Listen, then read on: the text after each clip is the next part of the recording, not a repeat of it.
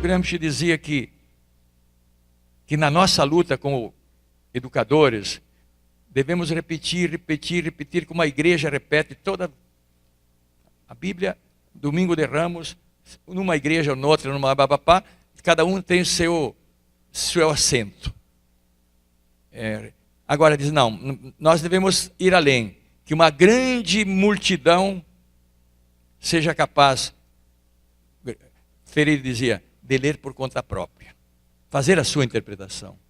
É isto, portanto, que a escola sem partido está querendo interditar. A nossa função principal de educador, separa o professor do educador, do que interpreta. O que é mais dramático do que a ditadura? Eu dei aula no Santa Úrsula, dei aula na Unijuí, e onde nós conhecíamos quem nos vigiava. E em algum momento um me disse no Rio, professor, na boa,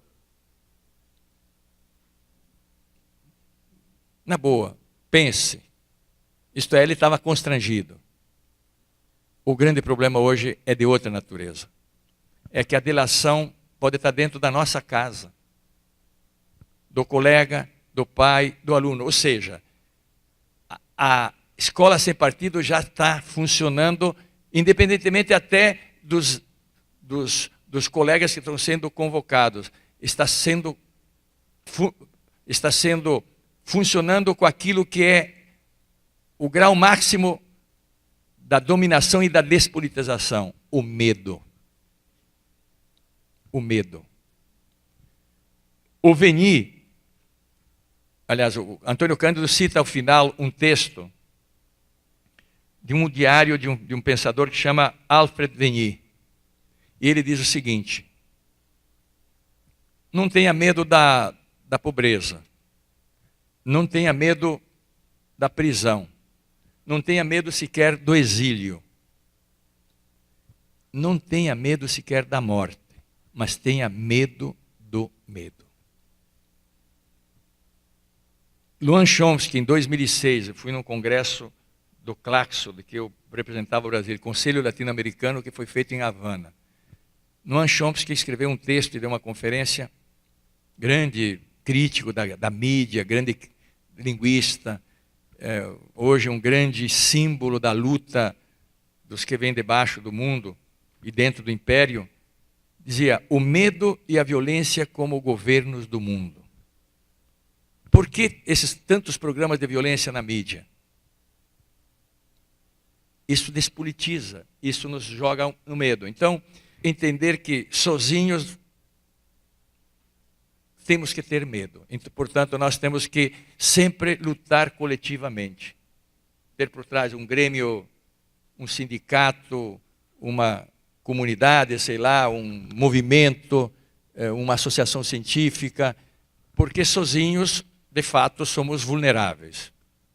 Já está sendo um material que nos ajuda, né? Isso não é nenhuma regra, que nos ajuda a ver, por exemplo, tem o texto aqui da Eveline, o que pretende e os efeitos do Escola Sem Partido. A professora Marisa Ramos mostra exatamente o caráter repressivo do movimento. Já o Pena mostra o conteúdo enfim, o Paulino aqui de Cascavel, que é um companheiro aí, já traz a questão do currículo. Enfim, são vários ângulos. Mas eu diria que a primeira coisa, talvez, que a gente tivesse que fazer nas nossas escolas é utilizar a institucionalidade da escola para dizer o seguinte: como é que nós vamos tratar dessa questão? Convocar. A escola não é do diretor, isto é, como é que pedagogicamente, como é que nós, como é que a escola se posiciona para não isolar um professor, não é verdade? Tanto na questão da escola sem partido, quanto a questão do racismo, etc. Por exemplo, veja você, como é que vai ficar um professor de história e a escola sem partido já está retroagindo a isso, isto é, está tirando algumas teses dela. Como é que você vai explicar, por exemplo, que no Brasil contar outra história do Brasil. Veja a luta do movimento negro para trazer história da África, história dos africanos no Brasil. Vejam vocês, eu aprendi nos livros que nós somos uma nação branca, europeia, etc. Isso é uma grande mentira. De 1500 a 1850, a cada branco que aqui vinha, 6 negros aqui vinham. Então nós, na verdade, somos uma nação africana, do ponto de vista. E agora, e como nós vamos trabalhar a questão do racismo? Então, se vocês, eu debato muito um livro, estou debatendo agora no doutorado, chama Contra a História Liberal. E Domenico Losurdo, que é um italiano, exatamente mostra que todos os liberais, ele analisa a Inglaterra, Estados Unidos, até Tocqueville, todos os liberais foram escravistas. Então, por exemplo, você debater, é interessante quando você vai, eu fui a São Mateus, Espírito Santo, visitar o Museu do Índio. Museu do Índio, já vi vários. Museu da Escravidão. Lá está um livro enorme dos homens castrados porque não eram bons reprodutores. Das mulheres que tinham que parir um filho por ano para vender os filhos ainda criança para as fazendas de café de São Paulo, Minas e Rio de Janeiro. Isto é história, só que é outra história. Entende? Então nós não podemos recuar a renunciar àquilo que querem, a interpretar, mas temos que discutir isso no projeto político-pedagógico da escola. Uma decisão coletiva, não é da Andréia, não é da Natália, não é do Gaudêncio. Aqui nós vamos pensar. E que nos prenda a todos.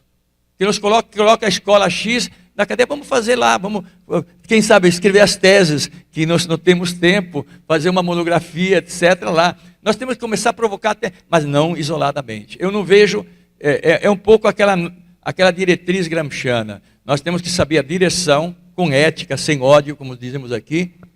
Nós temos que querer, e o medo nos faz não querer, e nós temos que ter organização. Para isso o sindicato é fundamental, por isso querem acabar com os sindicatos. Então, eu vejo por aí essa questão da Veroni é ultra importante. Eu costumo dizer que a reforma do ensino médio é a estratégia material objetiva da escola sem partido na escola. Porque o que eles estão postulando?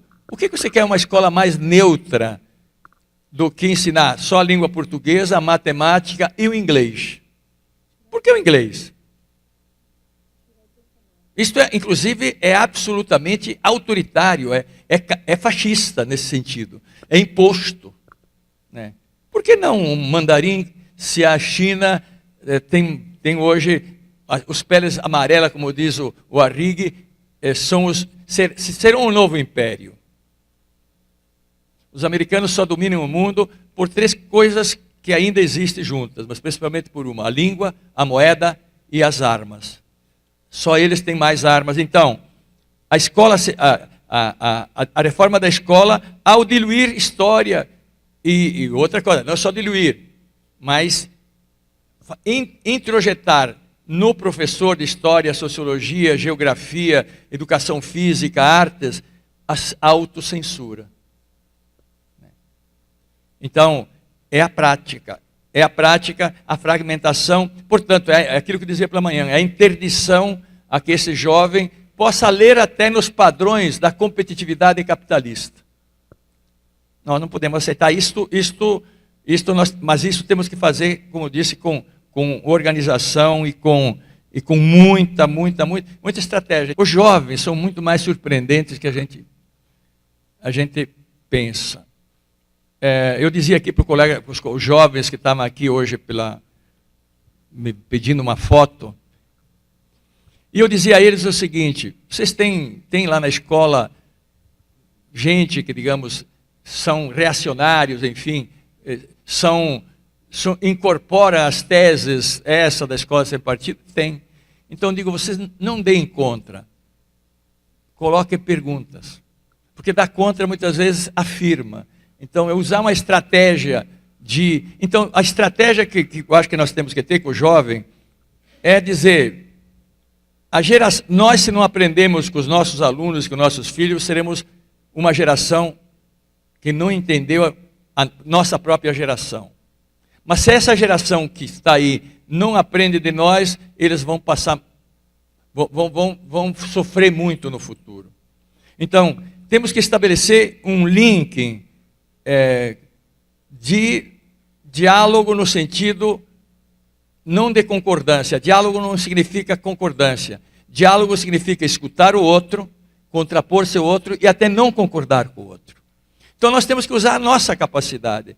Você acha justo, não? Por exemplo, o que diz, acha justo não discutir a questão do racismo? O que eu não posso dizer é que a religião tal é boa, a outra é ruim. Eu acho que a gente tem que usar... eu vou pedir até para mandar aqui para vocês. Eu tenho um colega que é autor aqui, e que nós no debate, ele é advogado. E nós nesse debate lá em Friburgo, ele analisou o parecer do Supremo Tribunal do Barroso, que disse que é inconstitucional a escola livre, que é um sinônimo de escola sem partido, aprovado na Assembleia de Alagoas. Então, ele mostra que o parecer nega ou anula aquela decisão por questões formais e por questões de conteúdo. Só vou lembrar uma. A questão formal é o seguinte, só a União pode legislar nisso. Então, nem município e nem Estado pode legislar nisso. E ele vai mostrando 3 questões legais. Mas é de conteúdo. O de conteúdo o que é? Que a ciência... Toda a ciência, desde sempre, ela é debate, ela é contraditório. E, portanto, como é que você vai parar o conhecimento? Se fosse lei a escola sem partido, nós não poderíamos discutir a evolução das espécies. Porque um criacionista poderia dizer que nós estamos... Ou vice-versa. Entende? Então, E sim, agora a questão... É muito difícil, eu diria que é tão mais difícil um diálogo na esquerda quanto mais superficiais nós formos na esquerda. Quando a gente lida com conhecimento histórico, com erros históricos, é mais fácil dialogar. Quando a gente lida com convicção, já não sai do campo do conhecimento e da ciência e vai para o campo da fé. Então, muitas vezes... Eu digo no debate até amável, digo, eu já li o Marx como Bíblia, hoje leio Marx para tentar dizer o que faria Marx, Lenin, o que faria Gramsci nesta circunstância. Eles me diriam, é vocês. Eu acho que para mim a didática disso é o seguinte, vamos sentar aqui, em que nós concordamos? Vamos começar para o mais fácil. Eu acho que é uma multidão de coisas. Tem alguém do campo da esquerda que é a favor da reforma da Previdência? Não. Então essa é uma luta comum. Tem alguém que contra... Então essa é uma luta comum. Tem alguém que é favorável à reforma do ensino médio? Não. Olha quanta luta. Por isso que o velho Marx dizia o seguinte, revolução se faz com mudança material. E mudança material é a batalha das ideias, é um pequeno avanço do cara que não era alfabetizado, está alfabetizado, enfim. Eu acho que nós temos uma estrada larga. Eu não sou pessimista. O Florestan diz o seguinte, a história nunca se fecha ou abre por si. São os homens e mulheres em luta que abrem ou fecham o circuito da história. Então, nós estamos no páreo, né? E se nós formos mais coletivo, a qualidade das cadeias vai mudar, porque nós temos a maior parte de nós em ensino superior, o que é uma loucura, né? Porque o fato de ter ensino superior te dá o privilégio de não entrar no turbilhão. Vamos montar universidades, vamos fazer bibliotecas, etc. Eu provoco isso. Agora, aí sozinhos é complicado, né? Então, o medo você perde no coletivo. Eu vou começar pedindo licença. Estou aqui com uma senhora à frente, que está numa cadeira, né, que é minha tia. E eu quero agradecer que veio aqui. De Cascavel. Mas quero dizer o seguinte, eu ouvi muito essa senhora, porque eu ia a Cascavel dar aula, e às vezes me hospedava lá, ia tomar café, etc. E ela, durante anos, voluntariamente, alfabetizava no presídio de Cascavel. E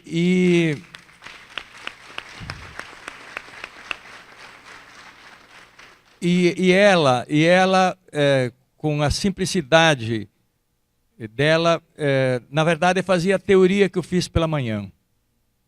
Ela me dizia: Gaudêncio, depois eu vou lá, alfabetizo, mas também sou confidente, não é, tia? Ouvindo aquelas histórias, e ouvindo aquelas histórias, todos têm um motivo de estarem lá. Uma razão da produção da vida deles. Então, é outra coisa, talvez, que faz a diferença muito do professor, do intelectual, que tem a teoria, mas não pisa no pé no barro. A minha distinção é o seguinte: é uma diferença enorme daquele professor, daquele intelectual, que seja qual for o movimento que luta por direitos, né? Luta pelo direito de alfabetizar, né, tia? De ler, letrar-se. Há um diferencial, porque aí é que a gente aprende, ali que a gente sente o limite, etc. Então, tenho uma grande admiração por essa tia, e é uma emoção grande vê-la aqui hoje. Eu não esperava essa surpresa. Mas tia, obrigado, viu? Como a Andréa dizia, eu tinha escrito aqui uma coisa, né, que você sintetiza, é que todo esse movimento é fruto também do nosso sucesso. Quando dizem que o professor ideologiza, é porque o professor educa, entende? Então, há esse contraditório, e nós não podemos perder a esperança. Até que existirem tias Carmides, né, com essa idade e com essa disposição, há esperança. Obrigado. O livro nasceu de coisas como esta, né, de debate, preocupação, e como então, por exemplo, hoje vocês gravaram, enfim, o debate, vão produzir um material. Nada daqui nós queremos trazê-lo como dogma, são ideias, são preocupações.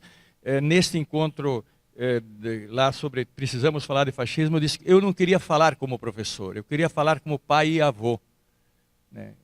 E como na posição, obviamente, de professor. Então, a gente participou de vários debates nas escolas ocupadas, nas escolas com os jovens, que também tem muita confusão em cima disso. E a partir daí, então, a gente começou a organizar, e a ideia era fazer um livro com textos curtos. Os professores têm muito pouco tempo para ler, né? Então, fazer textos curtos e didáticos. O texto mais chato é o meu, né? Porque tenta mostrar, sim, nós temos que ir à raiz, né? Mostrar, então, onde nasce, na verdade, a Escola Sem Partido. Nisso que eu falava de manhã, da concepção de ser humano fora da história. Nós não nascemos humanos, nós nos tornamos humanos. E a tia poderia falar, e nós podemos falar como pais. Se você deixa uma criança no chão, ela vai comer como um porquinho, não é verdade?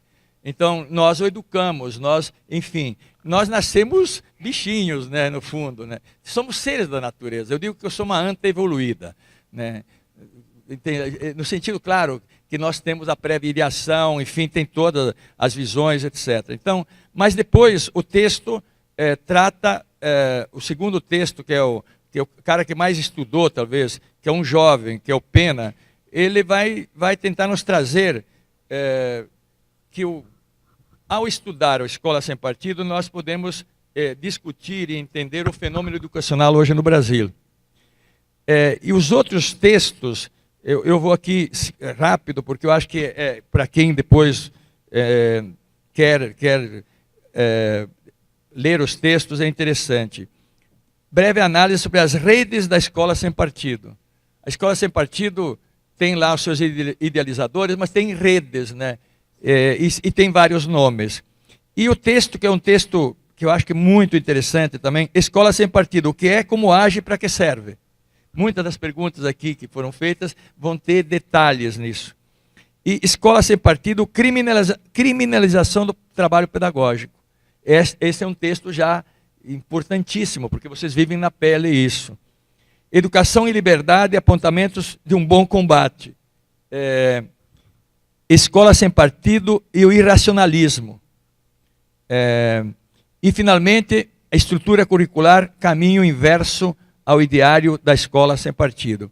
E finalizar, o título que a gente deu, Escola sem partido, esfinge que ameaça a educação e a sociedade brasileira, porque aí está o germe, o ovo de serpente do fascismo. O que é, para quem não... Eu, como estudei com o Padreco, tia, né? Sabe a tia, né? Estudei muito grego e gosto muito da mitologia grega. Existe a esfinge romana e existe a esfinge grega. A esfinge romana é mansa. A esfinge grega não, é um corpo de mulher, busto de mulher e pernas e nádegas e coxas de fera. E ela estava na porta de Tebas e devorava todo cidadão que não soubesse responder a seguinte questão. O que é um ser que de manhã tem 4 patas, ao meio-dia tem 2 e à noite tem 3? E devorou a muitos porque todo mundo tinha medo. E o medo os levava a não responder. Até que Édipo disse, não, vou enfrentar o medo. E disse, olha, pelo que me consta é o ser humano. Quando pequeno anda de 4. Depois ele anda erecto. E quando chega na idade, da terceira idade, de bengala. A resposta era simples, né? Entretanto, o medo levava a não respondê-la. Eu digo, a esfinge aqui é mais complexa. Exige da gente, mas ela não é imbatível.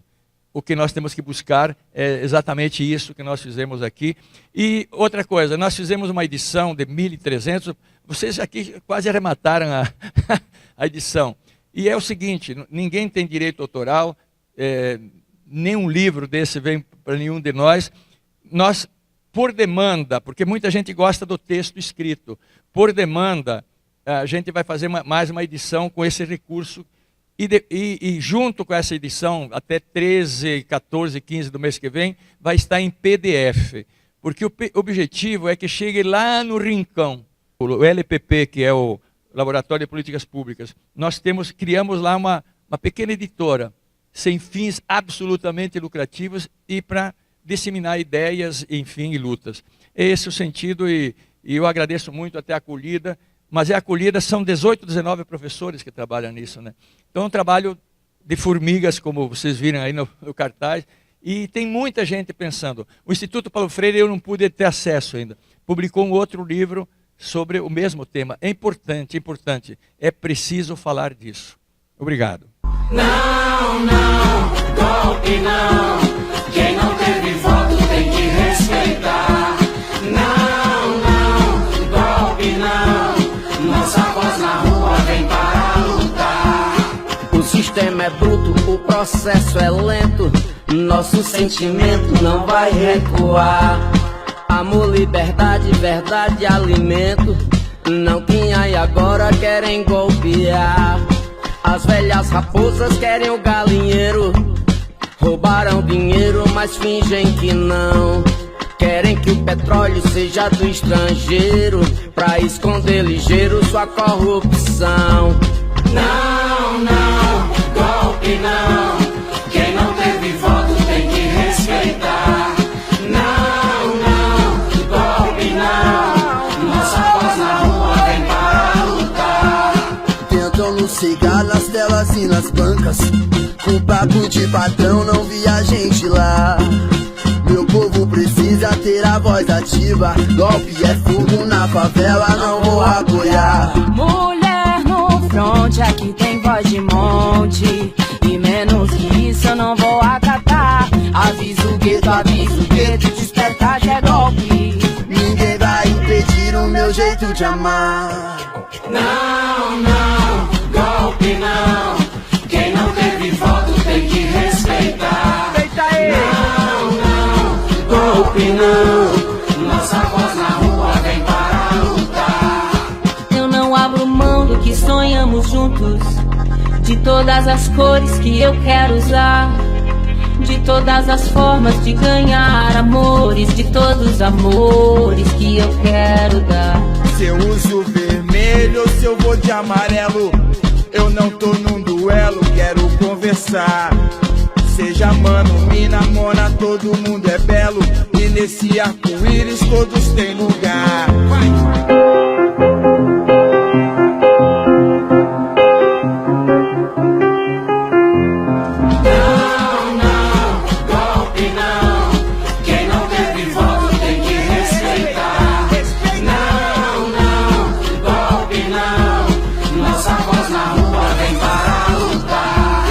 Golpe é ditadura, eu digo nunca mais. A vontade das urnas prevalecerá, pois quem distorce os fatos em telejornais quer inflamar o ódio pro gueto sangrar. O machismo mata, a imprensa mente, mas a internet é nosso canal. Somos a guerrilha na nova trincheira, a nação guerreira do bem contra o mal. Não, não, golpe não. Quem não teve voto tem que respeitar. Não, não, golpe não. Nossa voz na rua vem para lutar. A democracia é nossa bandeira. Golpe é uma história que já sei de cor. Todos nós queremos um país mais justo, todos nós queremos um país melhor. Não queremos menos do que já tivemos, nós queremos muito, muito, muito mais. Toda liberdade, amor, paz e respeito, e ninguém por isso vai andar pra trás. Não, não, golpe não.